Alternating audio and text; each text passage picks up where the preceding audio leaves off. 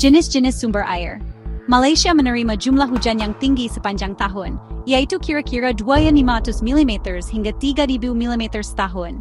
Malaysia kaya dengan dua sumber air, yaitu air permukaan, air bawah tanah.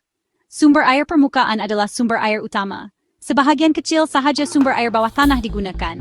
Secara umumnya, 97% sumber air negara adalah daripada air permukaan. Air permukaan didapati di permukaan daratan. Air hujan akan mengalami beberapa proses hidrologi seperti intersepsi, infiltrasi. Air hujan mengalir di permukaan bumi sebagai air permukaan yang akan sampai ke sistem aliran seperti sungai, empangan, tasik. Sungai merupakan sumber air utama untuk kegunaan harian, industri, sumber pengairan bagi pertanian. Terdapat lebih kurang 150 lembangan sungai utama di Malaysia yang membekalkan sumber air mentah negara. Sungai Kelantan, Kelantan. Sungai Rajang, Sarawak, Sungai Pahang, Pahang, Sungai Muda, Kedah, Sungai Kinabatangan, Sabah.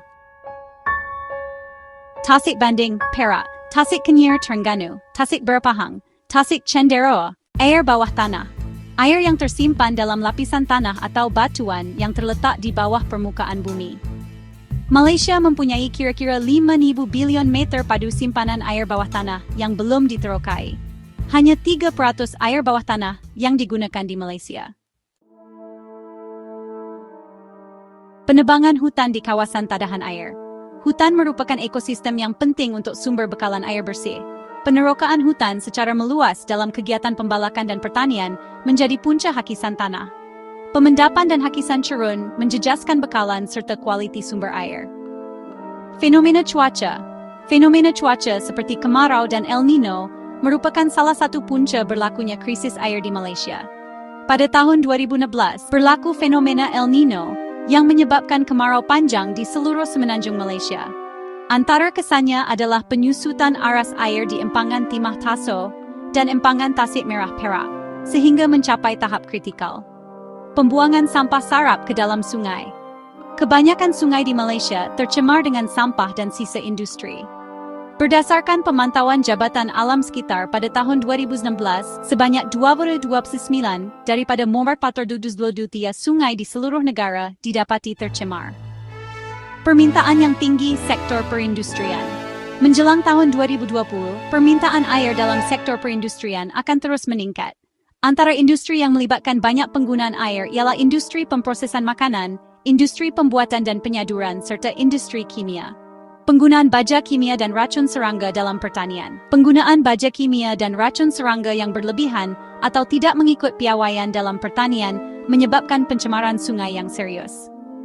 Peningkatan populasi penduduk Malaysia. Pada tahun 2020, penduduk Malaysia dianggarkan berjumlah 35 juta orang. Pertambahan penduduk menyebabkan peningkatan permintaan terhadap air. Kekurangan bekalan air bersih. Bekalan air bersih terpaksa dicatu apabila berlaku krisis air. Kekurangan bekalan air juga akan menyukarkan kegiatan harian penduduk dan mengganggu sektor perindustrian. Kesan ke atas tanah. Krisis air akan menyebabkan tanah menjadi kering kontang dan mengubah tekstur tanah. Masalah ini memberi kesan terhadap kegiatan pertanian seperti penanaman padi, seterusnya menjejaskan bekalan makanan dan hasil pengeluaran negara. Kepupusan flora dan fauna. Pencemaran air menyebabkan flora dan fauna mati dan pupus. Kepupusan flora dan fauna akan menyebabkan ketidakseimbangan ekosistem yang dapat mengancam kehidupan manusia. Pencemaran air pula memberi kesan buruk terhadap hidupan akuatik. Kemudaratan kepada manusia. Penyakit bawaan air boleh menular kepada manusia setelah bekalan air bersih tercemar. Sebagai contoh, penyakit bawaan air ialah taun, demam kepialu dan leptospirosis. Pemeliharaan dan pemuliharaan kawasan tadahan hujan. Hutan di kawasan tanah tinggi berperanan sebagai kawasan tadahan hujan. Penjagaan dan pengekalan kawasan tadahan hujan penting untuk memastikan sumber air yang selamat dan bersih. Sebagai contoh, kawasan hutan seluas 160,000 hektar di Padang Terap Kedah merupakan kawasan tadahan hujan bagi empangan pedu. Penguatkuasaan undang-undang. Penguatkuasaan undang-undang perlu dilaksanakan untuk mengurangkan kesan krisis air. Pihak berkuasa sentiasa memantau pengusaha industri yang sering melakukan pembuangan sisa toksik dan bahan buangan kimia ke longkang dan seterusnya ke sungai. Pemantauan terhadap penggunaan baja kimia dan racun serangga dilaksanakan agar pengusaha pertanian mengikut piawaian yang ditetapkan. Sebagai contoh, penguatkuasaan undang-undang yang melibatkan krisis air adalah Akta Suruhanjaya Perkhidmatan Air dan Akta Kualiti Alam Sekeliling 1924. Rawatan air kumbahan. Rawatan air kumbahan ialah proses bahan pepejal yang diasingkan, kemudian dirawat, ditapis dan dilepaskan ke sungai. Tujuannya adalah untuk menjadikan air selamat digunakan. Sebagai contoh, Kerajaan Malaysia menubuhkan Indah Water Consortium (IWK) pada tahun 1994 untuk membangunkan dan menyelenggara sistem rawatan air kumbahan. Meneroka air bawah tanah. Dianggarkan hanya 3% air bawah tanah yang telah diteroka di Malaysia. Air bawah tanah di Malaysia mampu diekstrak sebanyak 6 bilion meter padu setahun. Sebagai contoh, pelaksanaan penerokaan air bawah tanah telah dijalankan di negeri Kelantan dan Selangor. Kempen kesedaran terhadap alam sekitar. Kempen kesedaran dan pendidikan penting untuk menyedarkan masyarakat tentang penjagaan alam sekitar.